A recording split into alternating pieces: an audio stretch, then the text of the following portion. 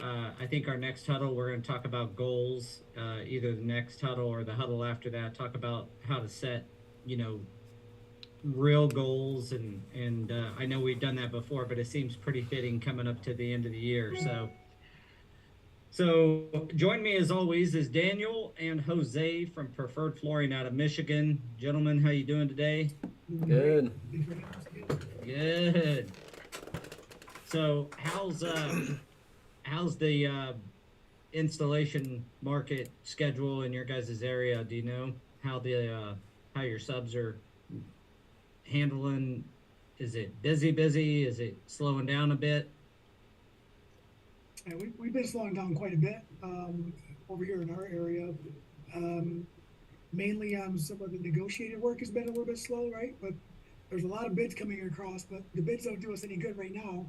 And if we weren't winning bids a few months ago, then then a little bit of a lull right now for that as well. But um, it's this time of year. It's I don't want to say it's always like this because it's not always like that, but this is the time of year where it hits a little bit of a low, and then all of a sudden, right before the holidays or during the holidays, everybody wants everything done. Yeah, your shutdown work. Do you guys do a lot of shutdown work? Like just over the whether it's a school, um, Restaurants, yeah, yeah, we got a couple of restaurants that are going to be happening around the holidays. That's the only time that they can really justify shutting down for a week to take care of some loose ends. Um, I had some other things scheduled for the holidays, but we were able to move them up, and the schools were able to accommodate a schedule sooner than later. So it actually helped out a lot. awesome. Well, I'd say that the bid market seems to slow down pretty well, but if you captured the right jobs at the right time in the past, you're probably still busy right now installing and moving materials and all that good jazz. So, I mean, we're ordering materials and setting jobs up. We got a few shutdown jobs, but overall, I was just looking at the schedule in Go Carerra that kind of shows where a lot of installer schedules. Um, it appears, to be slowing down a little bit.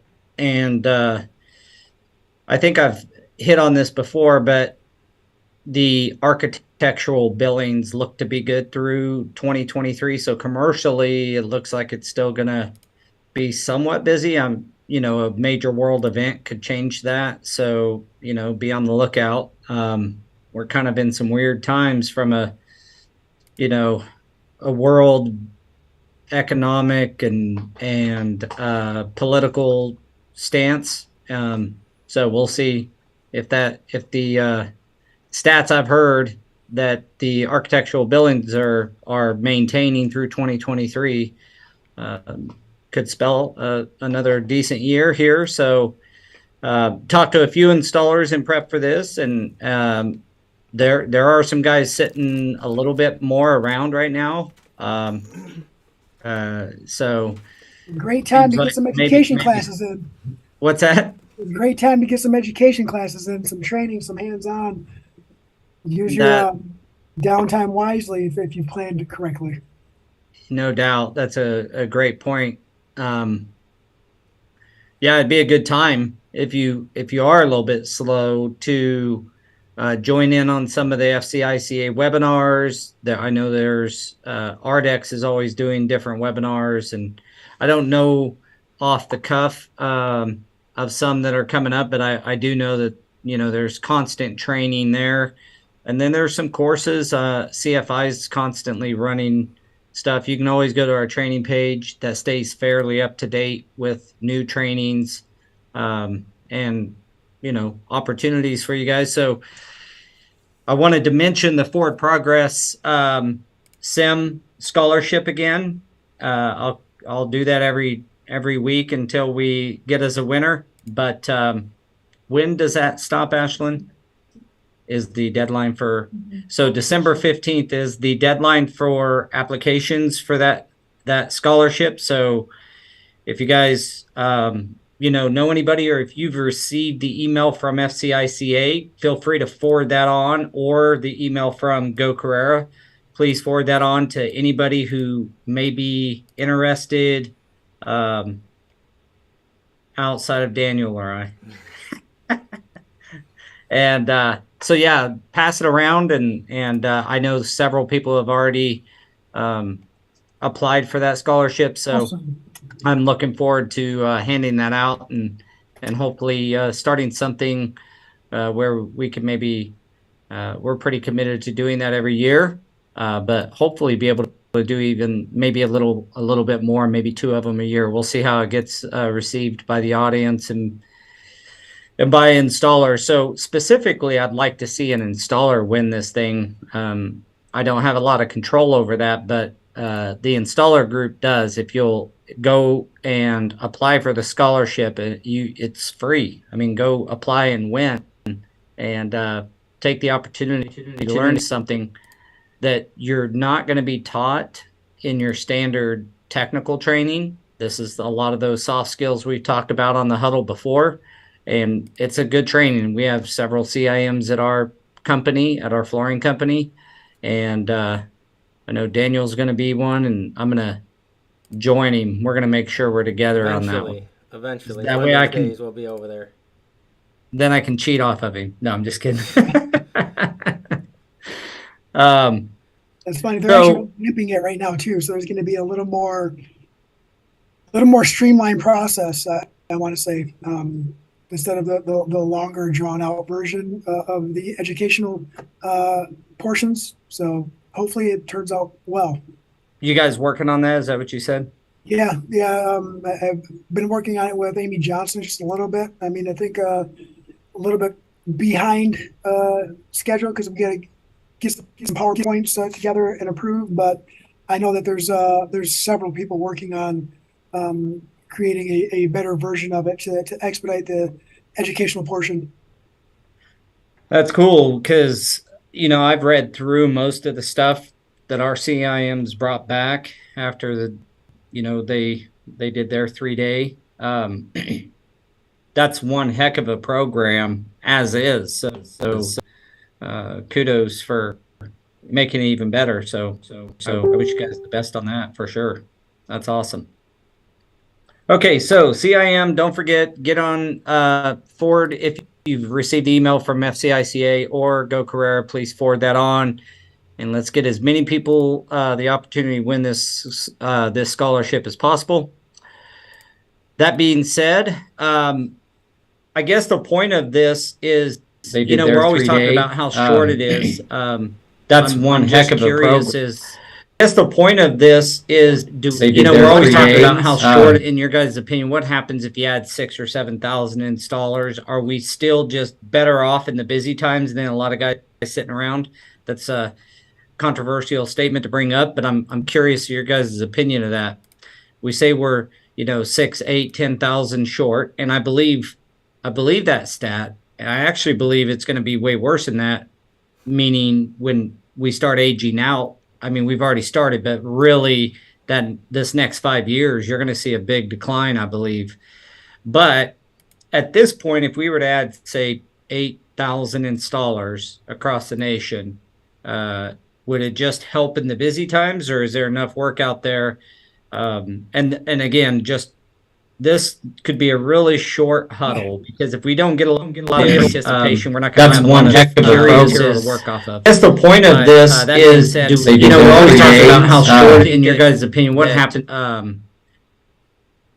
We need like this 8,000 number that I keep hearing and that we've heard over the last several years, or is it a matter of we're just used to working so hard and so many hours in flooring that we'd actually have a normal life, and that would be okay? Or what's your guys' take?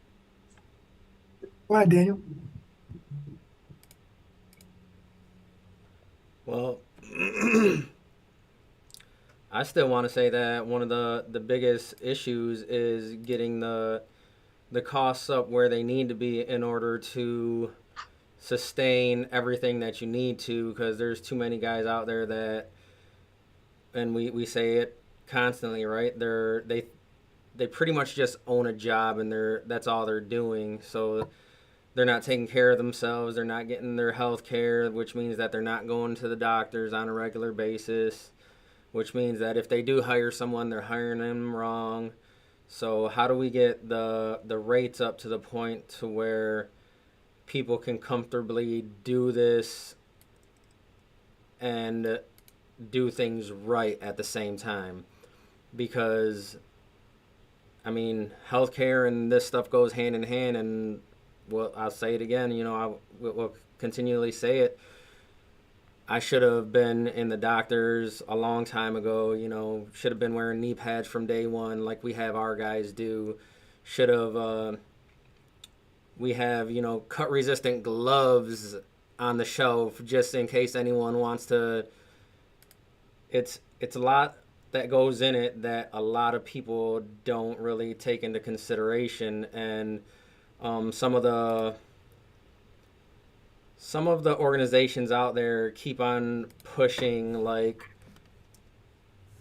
how much money you can make and throwing out these ridiculous numbers, but I mean that's only gonna, if it does bring them in, it's only gonna take them so far. That could, because as soon as you get the full scope of kind of what the industry entails, it's like, man, this is not what I thought it was going to be, right?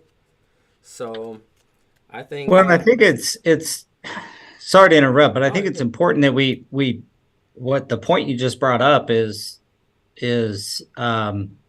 worthy of a little deeper dive. Is we throw these big numbers out, but you have to realize that those numbers are really, if you own a job, I don't necessarily think that you owning your job is a bad thing, as long as you're valuing the trainings and you're valuing what you are providing, and providing that at a worthwhile cost, and take into account the education and the professionalism. If you're acting like a true professional and you are a professional floor covering installer, that is, then you can make a lot of money. I think what we're talking about, though, is that the organizations take numbers from current, say, subcontract installers, professional guys, but not talking about the amount of time or effort or hours that they are putting in. What I would love to see in this industry is more hourly, even though Go Carerra really is built for more of the independent, but also just making sure that the independent labor on the market is held accountable to quality expectations, education expectations, those kinds of things, so that the industry can become healthier from a physical health standpoint, a financial standpoint. And you mentioned, like insurance and stuff like that. I mean, there's if you even have a health savings account, right, an HSA as a sub, which at the very least I would recommend you do. There's a lot of financial benefits to doing that.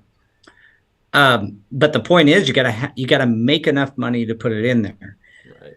So when they talk these numbers, they're not talking about a lot of the people they're talking to. Say a subcontractor, say, yeah, I made $350 last year, and the question is, is any of that put back? Have they taken care of do they have health insurance and those kinds of things? Like, and if so, then you really got to take that away from that 350. Like I could say we did 15 million last year. Well, it's not like I got $15 million in the bank account. You know what I mean? So just making the numbers actually realistic and real. And then your rally cry, Daniel, look, if you're an employee, demand to be paid on a W-2 and have the same benefits as whoever else is there on payroll at the company that you're at. If you're a 1099, you are your own guy, and you got to take care of yourself. And you got to have the money to do so. So make sure you're charging appropriately. Right, and like you said, it's not a bad thing to own a job. A lot of guys like working just by themselves, and that's totally fine. I mean, uh, even in the field, a lot of the times it's like you guys just go do your thing, and then I'm gonna go do mine over here, work by myself because I need that peace, and I can understand where a lot of people would just want to work by themselves, and if that's what you want to do, there's definitely ways you can make a great living, and flooring is one of them. Yeah, but I still echo your sentiment. Still take care of yourself, and if you're working alone, it's going to be a lot harder on your body. But I think one of the biggest plagues, and you brought it up, it's not 1099 subcontractor installers. It's those subcontractors hiring people and then paying them as 1099. That is the piece where you get a third tier. That's where it starts to get really messy and quality control gets lost. You know, we've had it happen to us. We award a job to a sub, and then they have some other guy do it that works with them, but is a 1099 as well. Well, how many layers of 1099 are we going to go here? Like, you know what I'm saying? Someone's Right. got to have employees. I'm happy to. We do have in-house employee benefited installers, but we also have subs. I would love for those subs to have employee installers that they are um, somehow incentivized to make sure that their employees are trained. That used to be what the companies did. Now that the subs are out there so heavily and have been for 20, going on 20 years here, they really need to hire employees and make sure they're charging enough to make sure that employee can be taken care of. So if you have one helper, that helper should be paid on a W-2. It benefits you greatly, although you still then you have to pay taxes and those kinds of things, payroll taxes. But it's really not that difficult if you just get an accountant that can help you out a few $100s a year and can help you, tote a straight line. So yeah, that's where I see. That's a little off subject, obviously, but that's where I see where It's what we do on here, things play off of each other. But yeah, when you do have employees, right? Because we're focused on how the schedule is right now, and it has lately it's been essentially hit or miss, and I think we've been a little lucky to have some things fall in our lap. But for the past, like last week, we had the guys in here, and we brought the training boxes down, and it's like, we got time. You guys are this is the material you're gonna work with, and essentially go in this box. And what we're looking for is perfection. So if you're gonna present me with anything less than perfection, let's do it again. yeah, that's awesome. Those over this time of year is typically when our training module gets the most activity as well. A guy has a day off, instead of him going taking PTO, if he wants to not use his time off and wants to work, we'll put him in the module and have him, you know, some of the really good guys, we'll put him with someone else to train him for the day in the module. And we'll use some leftover sheet vinyl, Oh yeah. carpet, whatever, and wall tile. We've installed everything in that doggone module. So, Yep. so I guess, now's a great time to train. It If is. you're a And company then out there, get your employees you're talking into, about kind of the people that had stuff going on. If you look at the NAFCT, they actually have an online course for their subfloor and substrate, and it gets really in depth on some stuff. I mean, like, I've been doing this for 20 something years, right? And when we went through this, I was like, man, I never knew this information. And like, it's things that the science behind everything that you wouldn't even think of if you're just doing it forever. You would actually have to go super in depth, and it kind of gives you that background, like, this material is this way because of this, and if you see this on wood, that's because it's made this way. That means it's going to grow more this way than it would the other way. And it gets very, very in depth, and I would encourage everyone to take that just for, it's great knowledge. And which one is that? That is The subfloor and substrate prep? Yep. So there's one coming up in Stockton, California. So I think the way they have it set up is it's videos online. You watch the videos, you take the test, and then the actual in-person stuff is only a 1-day deal where you go, show up, and then that's when you're able to get your. But you had to have taken the written portion first, correct? Yep. So it looks like pretty simple, just like you said, Daniel. It's sign up for the certification program, and you can just go to nafct.com and then click on training and go to calendar classes, and then you can click on any of those trainings, and it'll tell you right there. We were actually at the first in-person one that they did in Ohio, right at Jason Goldberg's place, and it was real nice to see like all the different prep manufacturers working with each other, knowing that everyone's getting along. You got a Mapei guy mixing stuff in an Ardex bucket, and it's just it was great to watch everyone kind of interact. That you think, well, this is a competitor. Well, just another tool in the toolbox, man. There's places for everyone out there, and everyone has their favorite, but you always need something else, because at some point your favorite's going to be like, oh yeah, we're not going to cover that.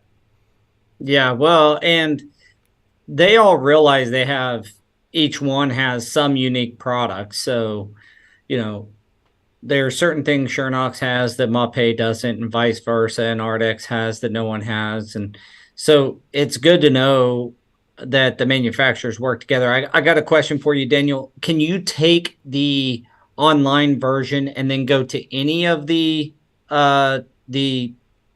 in-person hands-on? I believe so. I think so. I'm not sure. That's convenient. If it works that way, that's really cool. So you can do everything online, and then once you're finished with that, you can be like, oh, this one's next month right in my hometown, so that's the one I'm going to go to.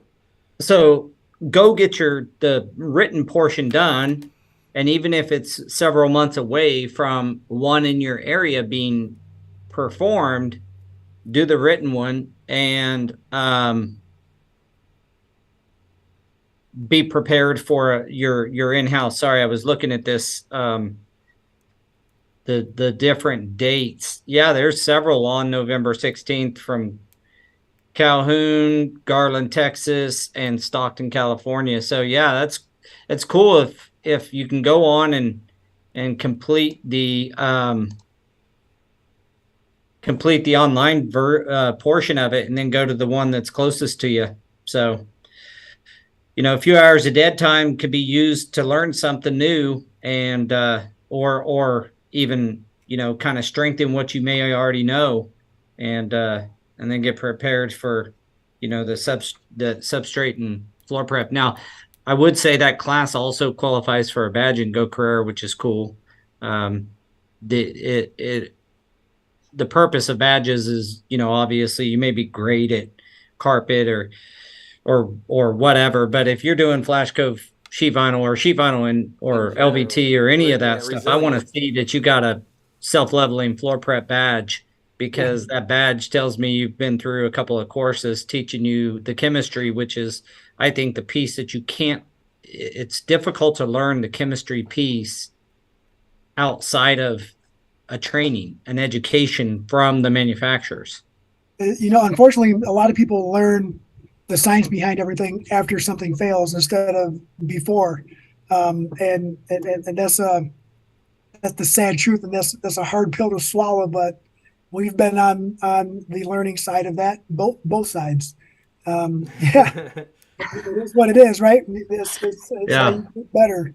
But hey, I wanted to go back to the original question and the subject. When you said earlier, you said, because of these slow times, do we really need 8,000? Are we really short 8,000 or whatever number installers? And this is theoretical, right? And it's just, I feel like, yes, we are short, but we're short qualified individuals, not just an installer got a van and some tools. We're short qualified people who are doing quality work, because that's what's disappearing, is the 20 years, 30 years, 40 years experience is what we're losing. And we're gaining the 2 years doing residential carpet. Now I'm going to start my own commercial flooring business. You know what I mean? I think that's what's really watering our industry down. And that's what hurts is what will it do to the market if we had 8,000 more qualified installers? Part of me thinks that like something would happen where now work is scarce and now we have to compete against one another. But the other part is like, I wonder how many businesses, how many owners, how many places aren't accepting bids or changing when they're doing work because they can't find the qualified people. How many people are pushing it off until the next year, and it just piles on and piles or on. they just don't bid a specific type of flooring because they don't have the expertise to do Right. it. That'd be interesting. But you bring up a good point. I wonder, when you talk about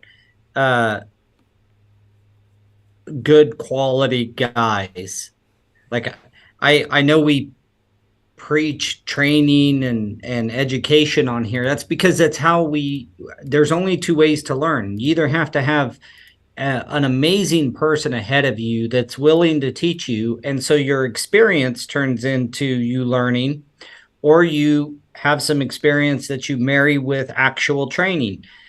Like the only way you get better at anything is doing it and learning it, like education and expertise or experience. So I guess all that being said, yeah, you have, when we talk about losing or aging out on some of the older installers, you are losing that 20, 30 years and you're gaining less, I hate to say it, less experience, less qualified, really, installer group. I guess the question is, if we did have, say, 8,000, do supply and demand economics come into it? So we're already talking about not getting paid enough. In what atmosphere is it going to take for prices to go up then?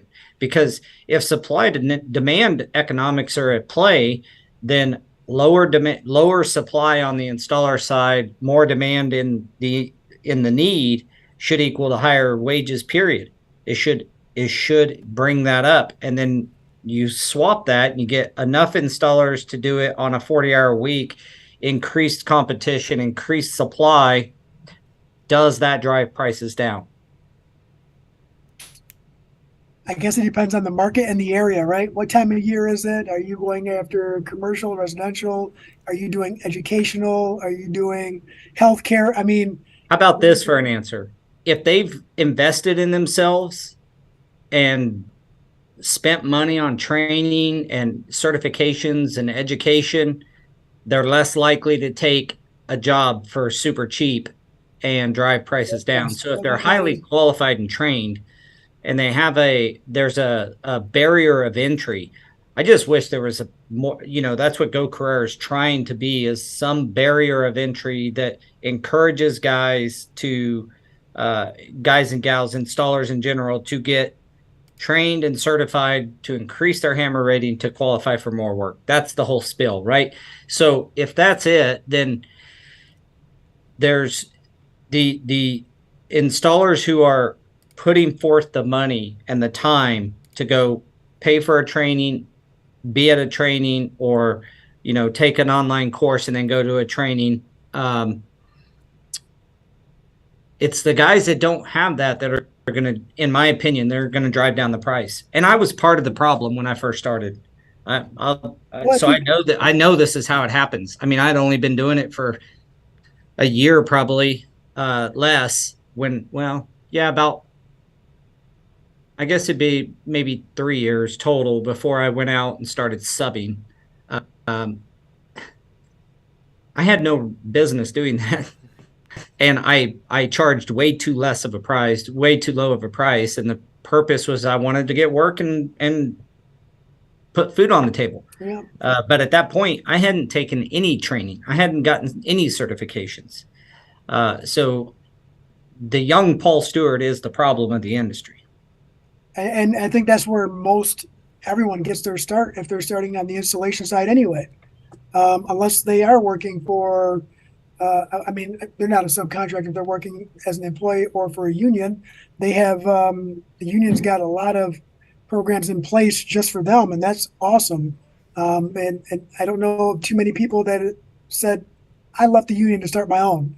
You know what I mean? They're comfortable, right? But it's the entrepreneur spirit that forces someone's mental to take that lateral movement and walk alongside of the people they learned with, to try to start their own future. And unfortunately, we did the same thing. We started, we didn't know, right? No matter how much practice we got, how many questions we had, every answer was different. We didn't know what to charge. So you start, and then you start finding out we ain't charging enough. You start charging enough. You see that money leaving, and you're like, yeah, maybe we gotta rethink these prices. If we get enough people on here participating, we have a decent audience. We're obviously trying to grow it here on the Huddle, but I would love to have that like disclosure, like transparent conversation with 10 or 15 installers on the Huddle about pricing and how they're going about it. Right. I'm just curious. A lot of things to factor in there. That's actually a good topic right there. Yeah, because we talk to people all across the U.S. about pricing already, right? And people reach out to me on a regular basis, and even, the local guys, and they're like, what do you guys get for this? What do you get for that? And it's like, I'm going to tell them exactly what we're getting for it, because that's what I feel it's worth. Like, if you're not making this, doing this, stop doing it. And some people are like, man, you don't charge enough. And some people are like, I can't believe you're getting that. And it's just. Yeah, it's so regional. Yeah, I mean. Yeah, it's so regional. And I still believe that the higher trained you are. I know my prices for some of the work after we get trained or we got certified or what have you, prices did go up. I just understood the value of what we were providing better after I had gotten educated. So I know we preach on it all the time, but I'm not stopping. We've got to get our industry, the health of our industry, better through training and education. And we need to start bridging the gap, with the actual stores, because a majority of the guys out there are subcontractors, and if we don't start bridging that gap, there's always going to be that disconnect between even just the salesman and his installers, because I've met project managers on job sites for local companies that we have said no to work before, but they get put in a spot, and they I show up and we're walking around the job, and he's like, well, what do you think of these prices? And I was like, yeah, we can't do it for that price. He was like, but I got someone else that says that, they'll do carpet tile for $2 a yard. I said, why did you even call me here? And that's the disconnect that people have. It's like, at some point, these stores gotta even talk to the guys and be like, listen, you're not charging enough for this. But they're too worried about padding their own pockets, because every time you go on the groups, and it's a majority of it is actually retail store owners, so they're doing a lot of residential, but that's the only thing they talk about is numbers. Got to hit this margin, got to hit that margin. And then the only time they bring up installation is when there's an issue. And then at that point, it's bash the installers, when in reality, it's maybe if you would have sold the right product, or if you would have hired the right people, you wouldn't be in the situation you are now. And that goes to like some of the relationships that we have, and extremely transparent. Like, I know that when we're hired for the labor portion, I understand 100% that they have to make money, and I am by no means trying to pick their back pocket. And some of it's give and take, right? Like I know that on this project right here, I know that I might not be able to recoup what I feel we've invested in some of the ads or the unforeseen conditions, but I know that I'll make it up with them on the next one or two. So I'm not concerned about that. And transparency is paramount. We're all in it to make money. We're not in it for practice. And if you're working with a company or a store that understands you guys and your value, then they have no problem sitting down and saying, "Hey, I'm in a bad spot at this number," or "Hey, can you help me out?" Or "Hey, you know what? We did really good on this job. Here's a little bit extra, guys." And that's happened to us. And we're like, I'm not going to say no. Yeah, that's a funny dynamic. Have you ever had a GC call you, "Hey, you did a great job, guys. I'm going to give you an extra XYZ on this contract"? That never happens. I've never had a GC call me. I've never in 20 something years ever had a GC. I've gotten compliments like, "Hey man, you guys did a great job. Thanks for this guy or that guy," but never, "Hey, I know that's a $200,000 job, but I'm going to send you a change order for 10 grand just because you did so good." It doesn't work that way for the flooring company. Yeah. So when it does work that way for a sub, that's a company just showing appreciation. But what I'd say is the installers in the industry just have to, and I know it's very regional, but you just have to value your body and your work and what you're providing. And I just find it, the guys that are not trained, that's how Go Carerra came to be, is when we started searching all over the nation for installers to do a big national account that we have. When it first came around XYZ on this contract, we learned through hiring guys all over the nation that if we found a highly certified, highly trained guy, he was just better. And I'm not just talking about he was just better to deal with.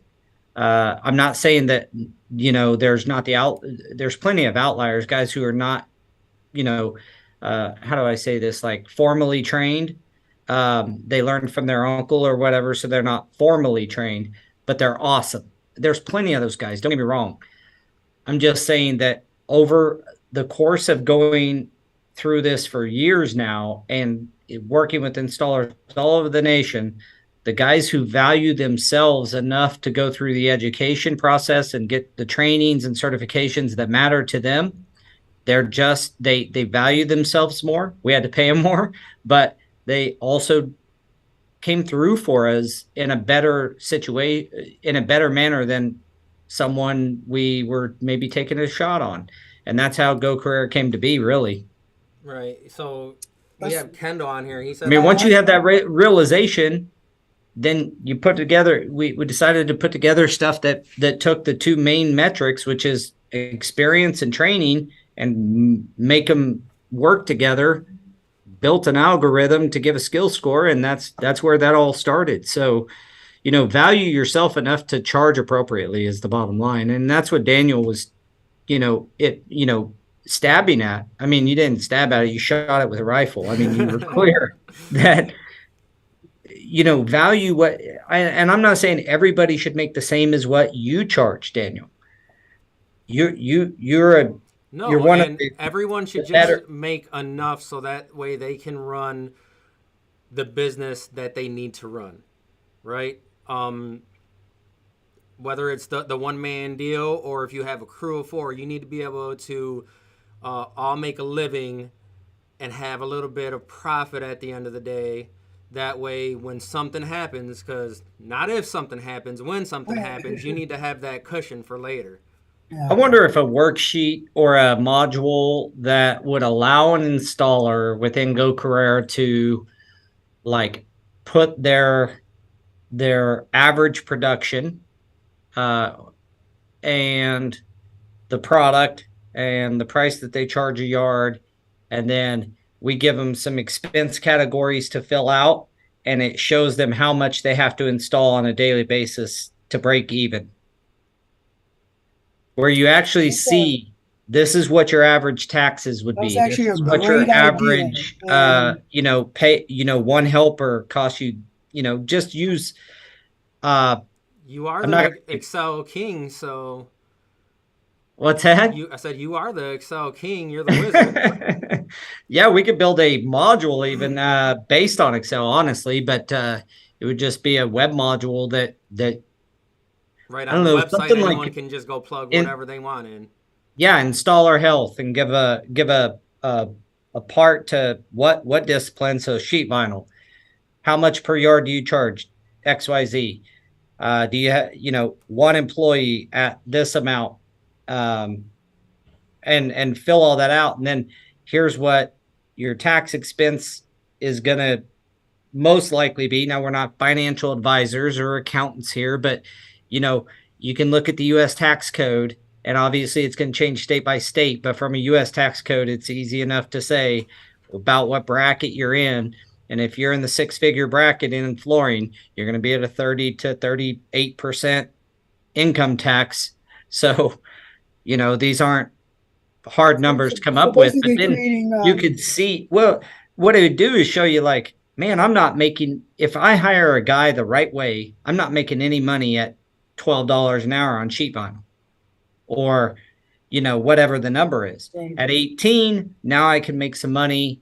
I can pay my guy the way I should, pay my taxes, set a little bit aside for equipment and future purchases, and build a tool to help guys be more financially aware, just aware that I can't do it at $12 or I can't do it on carpet. I can't install carpet at $2, have a quality helper, pay my taxes, pay my insurance, pay my gas, pay my truck payment, and make a profit to take home to mama.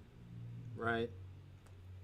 We have Kendall on Facebook over here, and he says that what he's seen in his career as a residential carpet installer is that a lot of the guys now are actually switching over to hardwood and click together plank, and that leaves a lot of the new guys that don't know what they're doing coming in and messing a bunch of stuff up because on the carpet side.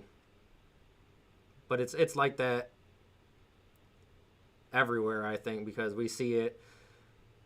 We see people that have done, even the click together plank, and it's supposed to be a DIY thing, but they still don't pay attention to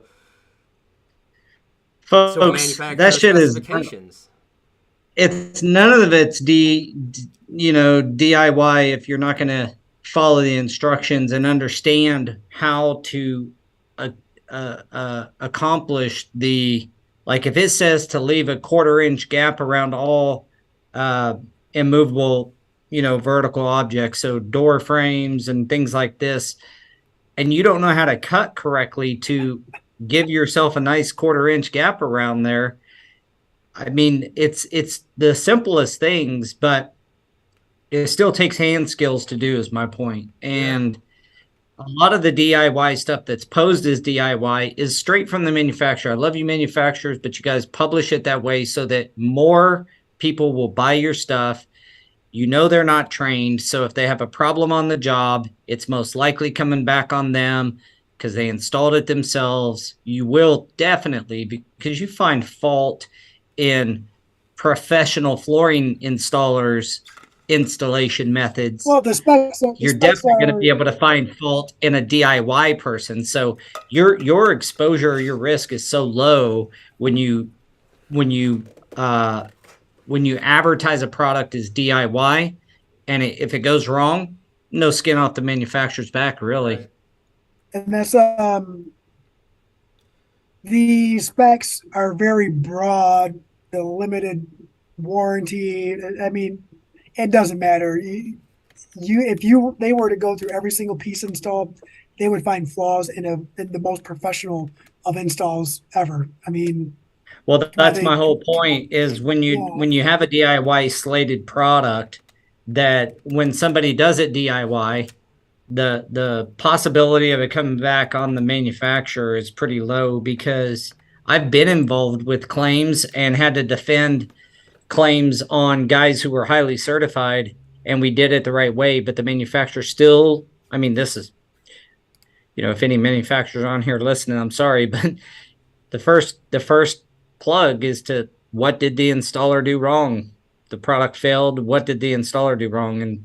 And it's not a real transparent investigation. You're looking what install wise was not done exactly to the T. But we don't get to do that to your manufacturing processes. We don't get to go in your manufacturing plant and say what conditions within the manufacturing plant were not exactly the way they should be during the manufacturing of this product. So long story short is DIY stuff, just what I'm getting at, it's pretty low risk for a manufacturer. And the fact is most DIY products have some level of complexity that really requires a pro. Right. That's just my opinion. I've watched too many products go in, click together. Oh, it looks so easy. And then a guy didn't know how to even cut in the last piece, or he started on the wrong side and started off incorrectly and had to take up the whole area and turn it around. Yeah. And Kendall says that he's seeing like a lot of the customers going to buy their stuff from the box store and then calling you to install it too. And it's like, that's where, as an installer, because Danny Sherman also says, you gotta make a living, right? It's a give and take to a certain degree as far as like talking to the salesman and stuff. And it's like that too. If you sell your own product and someone already has it, but you don't have work, that's putting work on the table, right? But that's when you have to know your numbers and know, all right, I'm not making money on the product, so I'm going to up my margins on the install side in order to be able to still have that little bit of a cushion. Yeah, you got to know your worth. And if you're a company that if you're an installer that supplies your own material, sometimes you buy from, one of the distributors or a box store, or you buy it from, Florida Core or whatever, and you supply materials sometimes. That's awesome. But you got to listen to Daniel. If you're working labor only, you got to make up some margin somewhere. I would just say know your worth. And even with that directive, that means guys that are not trained and don't have certifications, have not, put forth that effort. What they know their worth as is going to be lower than somebody who's invested several $1,000s and a lot of hours in getting certified and trained. So I think it's got to start with getting your education right. I know our education system in America gets a lot of, browbeating, but there's a reason you still start your life as soon as you're basically able to walk and communicate in an effective manner. You're going to school and learning things. And I think that as soon as you're able and willing to start your own flooring installation business, you should start with the basics and go get trained, get certified, and, then your worth. That you will know your worth better by that. And like I always say, get to convention, talk to these guys, go talk to some other installers who know their worth, and, know where you can charge, realizing the experience gap. Some new sheet vinyl guy should not go to Daniel and say, hey man, how much do you make a yard or a foot, whichever way, and try to make that. I mean, know your true worth. And if you're just getting going and you're highly certified, highly trained, you may be a little cheaper than someone's got 20 years of experience, but that's okay as long as you're charging appropriately for the effort and time and money that you've invested in yourself. I feel like if you got skin in the game by spending money and getting educated, that you're going to be more apt to ask for what you're worth than somebody who's going to be reluctant to do so because he knows he hasn't been properly trained. He knows he hasn't been properly educated on the systems, the adhesives, the ambient conditions, the concrete substrate conditions, what is a smooth floor, what is a flat floor, and understand all that stuff. So there's definitely a lot of moving parts. Yep. All right, guys. Well, we're at the end here. That went longer than I was anticipating with the little bit lower participation this week, but as always, a great conversation. I hope anybody who's on, learned something. If you need anything, please reach out. If you have any questions about training or how to get trained, you're free to shoot me an email, paul@gocarerra.com. Either one of these guys, they've always been open to helping installers become better versions of themselves and, better installers overall. So you guys want to plug your best way to get in contact with you? Just our first name at, Daniel or Jose at pfmi.team for the email. Local installers actually stop by here. I don't want to say too often, but enough to where, anytime they want to come by, it's like doors open. Come. We had someone show up the other day. He had a couple brand new guys, and it's him and his dad and his guys came in here and just, hey, come and take a look at what we got going on. Take a look at how we kind of train the guys, the boxes that we use, and also I told him, I said, and if you ever want to bring your new guys here, you guys have some downtime, bring them over. Dude, you guys are so awesome. I mean, I don't know how many people are on the call today, but if you don't understand what that is saying, these could be somewhat potential installers for you, but also potential competition. And you're trying to make the industry better by sharing best practices and showing people how to do things. That is fantastic. It's the only way to be better as a whole, man. The only way. Yeah.